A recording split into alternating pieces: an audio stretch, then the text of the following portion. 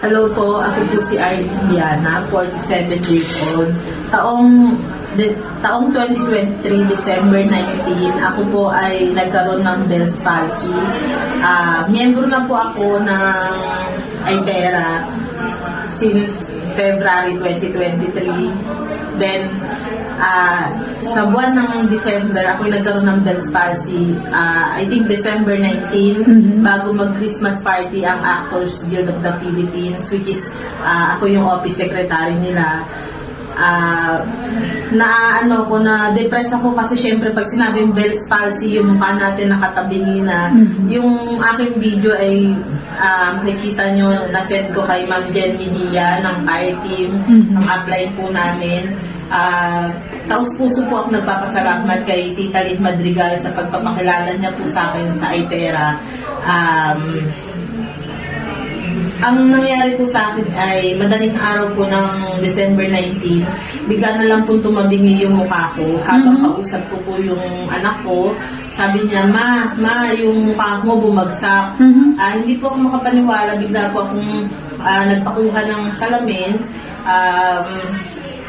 Pagkakita ko po yun nga, bumagsak po yung mukha ko. Since may ITERA po ako, hindi naman po ako ganong matakot. Pero syempre maiisip nyo rin po, nakakatakot din kasi hindi mo naman talaga alam kung Bell's palsy lang yun or kung na-stroke na ako. Pero sa awa naman po ng Diyos, hindi naman po siya stroke. Ang ginawa ko po, sa sobrang takot ko po, dahil nga po sa mukha, ay inano ko po yung sarili ko, binlower ko po ng 20 minutes rest, then sa buong araw po.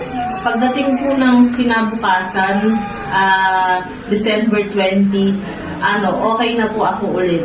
Bumalik na po sa normal yung mukha ko, although nahihirapan pa rin po ako magsalita.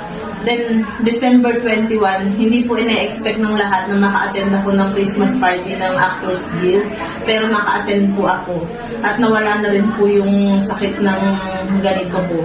Nag-okay na po ako. For 2 days lang po. Wow, grabe, Ma'am Ali. Talaga pong may kasamang himala. Yes, thank God. And syempre, thank you sa ITERA Care, Prive International. Thank you for sharing, Ma'am Allen. Ayan, so nandito kami sa office. Ayan, nandito kami sa office para at least makita nyo. Ito yung therapy area. So dito nag-share si Ma'am Allen. Thank you, Ma'am Allen. Anong masasabi mo sa mga somehow, syempre hindi karamihang tao kaagad naniniwala dyan sa product natin. So, pwede mo maging message sa kanila? Sa una, syempre hanggat hindi natin masusubukan, hanggat hindi nangyayari sa atin, hindi tayo bumibili. Pero huwag nyo na pong antayin na mangyayari sa inyo. Kasi, prevention is better than cure. Correct. Dito na po tayo sa ITERA Care. Yan. So, demo unit pa yung hawak ni Ma'am Allen kasi wala siyang dalang device. Nandito kami sa office. Yan. ITERA Care. Thank you, Ma'am Allen, for sharing your testimonies. Thank you.